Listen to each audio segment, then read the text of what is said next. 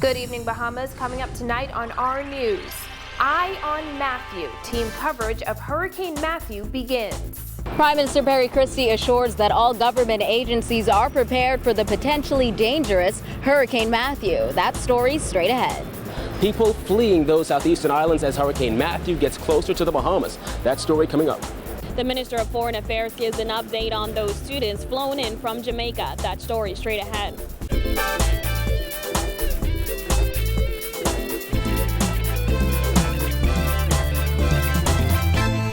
Welcome to our news and thanks for joining us. I'm Christina McNeil. Topping news tonight, Prime Minister Perry Christie today assuring that the necessary authorities are ready for Hurricane Matthew and its aftermath. Speaking alongside representatives from various government agencies, including the National Emergency Management Agency, Christie warned that Hurricane Matthew represents a potentially very dangerous force, but the government stands ready. Dana Smith reports. Taking note of the potential danger the storm could present to the Bahamas, the Prime Minister said this time the government won't be taken by surprise, and all steps are being taken to ensure the protection of the country. Christie addressed the media at a press conference at the Cabinet Office this afternoon, where he assured Bahamians that this time government agencies are prepared. It was last year that authorities were accused of failing to adequately prepare for the devastating Hurricane Joaquin, something Christie dubbed a teachable moment. We are not now going to be caught by surprise. We're prepared for any eventuality. Flanked by representatives from NEMA, the Met Department, the Police Force, Defense Force, Department of Environmental Health, Department of Public Health, and Bahamas Power and Light, Christie said all agencies are on notice and the necessary preparations are taking place for what he dubbed a potentially very dangerous storm. All of the islands of the Commonwealth of the Bahamas will be affected by at least tropical force winds. There are some of our islands that will receive hurricane force winds impact. That poses the greatest danger to those islands that will be impacted, and Mr. Baisden will speak to those islands. But those islands include Acklins, Crooked Island, Long Island, Exuma, Abaco, Eleuthera, Cat Island, and Rum Cay. Those who needed to be evacuated, like the sick and elderly, have been flown out of harm's way, and the government is ensuring that each island is as ready as it can be. We have been receiving reports on all of the areas of governance in our country that could be affected. We have spoken by telephone to the administrators in all of the districts that will be impacted by hurricane force winds. We have made every effort to determine their state of readiness and preparedness.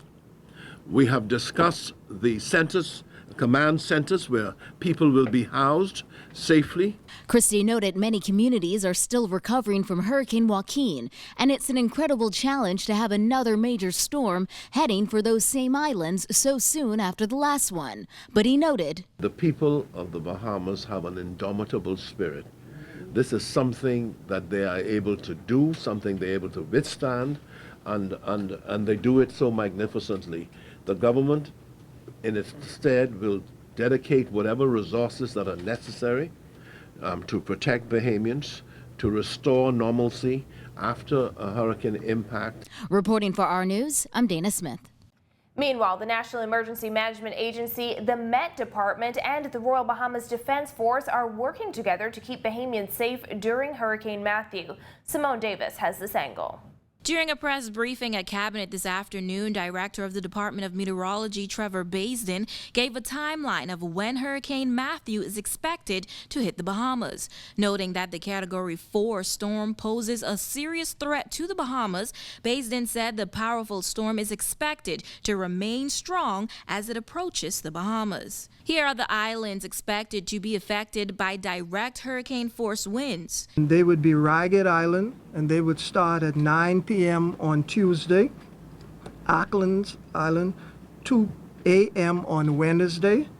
Crooked Island, 5 a.m. on Wednesday.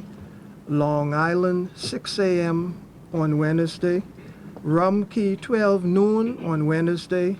Exuma, similarly, 12 noon on Wednesday. Cat Island, 3 p.m. on Wednesday, and Abaco, 10 a.m. on Thursday. Baisden said as of now, these islands should only be affected by tropical storm force winds. We expect San Salvador, same time, 12 a.m. on Wednesday.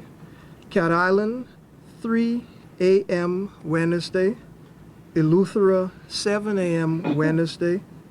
Andros, 2 p.m. Wednesday. New Providence, 3 p.m. Wednesday. Abaco, 7 p.m. Wednesday. Grand Bahama, 1 a.m. Thursday morning.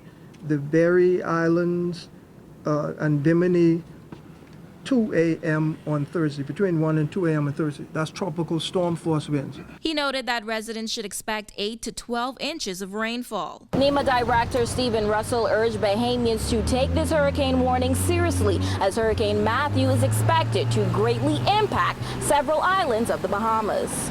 Russell said NEMA has ensured that they are properly connected to islands under hurricane watch. In terms of communications, we are somewhat happy at this time with the state of communications in the respective islands. Again, we've heard from all of our shelters. I think all the administrators are somewhat pleased with the state of where persons will be sheltered, for those persons who are in vulnerable areas or persons who need to move from low-lying areas into some particular shelter. So we are pleased with the state of our shelters. Russell also urged residents to ensure that they have enough supplies for at least 3 days after the storm. Prison Chief Patrick Wright spoke on provisions officers are making to ensure that prisoners are taken care of during the storm. Those persons from the detention center, we have made provisions in our remand center to house them.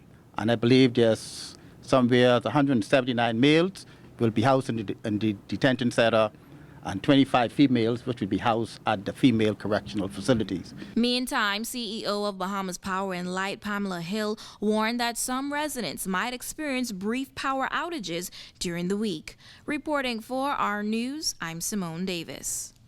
Thanks, Simone. Well, in an effort to prevent a repeat of last year, many Crooked Islanders were evacuated from that island and are now in the capital. Kyle Joaquin was at Lynden Pinling International Airport as they came in. Well, Christina, many residents of the southeastern Bahamas not taking any chances with Hurricane Matthew. And after taking a beating last year from Hurricane Joaquin, they decided to just fly on into Nassau. I mean, the experience that we had last year, I cannot put my children through it again, so I decided to just leave. 1 year after she lost virtually everything during Hurricane Joaquin, Crooked Island resident Tanya Roberts and her children seized the opportunity to leave the southeastern island on a Pineapple Air flight this morning. Joaquin left their lives in such disarray last October that Roberts forgot about her own birthday. 1 year later, she says they're still living in a trailer home. Did not prepare at all last year. We didn't have no time to prepare, it just hit us like that. But now that we had a little more time to prepare, we probably saved some stuff. On that same flight to New Providence was this 85-year-old grandmother who lives alone. After enduring that nightmare last year, her brother Edward Cunningham made sure she was the first to be evacuated this time around. It was terribly, everything went terrible for her, because she had but two nights she had to sleep into the home that the roof was already halfway caving, and well, I had to go and send for her again. She lives alone? Yeah, she lives alone. And the house hasn't been finished yet. Crooked Island was dubbed unlivable after Joaquin tore off roofs, flooded vehicles, and snapped trees and poles like twigs. Samuel Markland went to Crooked Island last October to help rebuild homes and said a lot of the work still isn't done. Oh yeah, they're prepared. They work well together. We had a crew of about 8 to 12 men together yesterday, and we went from home to homes, putting up hurricane shelters, because we all are, praying that we don't have the same sort of damage over there that they had last year. Elton McKinney's home was also destroyed by Joaquin. Hearing about Matthew and what the storm is packing, McKinney rounded up his family and left the island. My mom. Is your mother? Yeah. Is your family? All your family? Just my wife and son. She was also there, and my dad, they were there in the last storm also, but my dad, he's a little stiff-headed and he decided to stay. The storm last year, I didn't want to go through that again, man. It was terrible. How did your home fare out? Well, my home was pretty much totally destroyed and up to date. Still ain't is not completed with being fixed yet. These residents say they prepared their homes as the best as they can, and they're hoping for the best. For our news, I'm Kyle Joaquin. Over the weekend, more than 100 Bahamian students were flown home before Hurricane Matthew could slam into Jamaica. But according to Minister of Foreign Affairs Fred Mitchell, there are no plans to do the same for students studying in Cuba. Jasmine Brown has the details. Jasmine?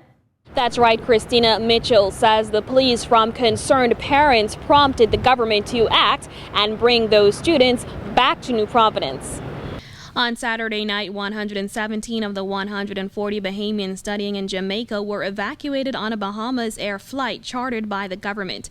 Mitchell says some students decided to stay in Jamaica and ride out the monster storm, while others made their own arrangements to get home. I can't assert that that everybody stayed, that those who didn't get on the plane stayed, because some got out on their own, I would imagine. Some chose to stay. For example, we had some numbers, but some people canceled and just decided to stay because they believed, just be safer where they are. Those students who decided to leave were greeted by Prime Minister Perry Christie at Lynden Pinling International Airport, moments after stepping off the chartered flight Saturday night. The most important thing is that we wanted to bring you in and hold you here until such time as we can safely get home. And that's the whole idea. So it's so good to see all of you here. Mitchell says those students got out of Jamaica just in time as conditions on that island quickly deteriorated.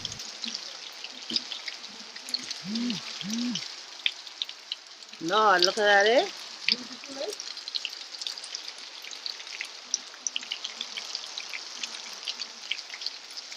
As for why the government did not do the same for students in Cuba, Mitchell explained that the number of Bahamians studying in Cuba is just a fraction of the number of students studying in Jamaica. From what we have been advised, there are about 20 students in Havana, 4 students in the area where the storm is going to be affected. Mitchell adds that while there was no plan to evacuate those students, the government had tried to relocate students to the east of the island. However, he says they hit a major roadblock. We sent a dip note to the Cuban government asking for their assistance in allowing us to remove the students from that part of Cuba to Havana for their safekeeping. The government said that they were not in a position to agree to that in fact the province had been shut down and nobody was allowed to move, and that the students would be moved to the safest accommodation they could get. Now, Mitchell says those students can also keep informed by logging on to the ministry's website. Reporting for our news, I'm Jasmine Brown. Christina. Thanks, Jasmine. Still to come on our news, we take a closer look at the track of Hurricane Matthew over the next few hours. Long Island MP Loretta Butler Turner says her constituents will be ready for the upcoming storm that's coming up straight ahead. What you need to know about school closures and flight changes in the coming days, that's coming up when our news returns.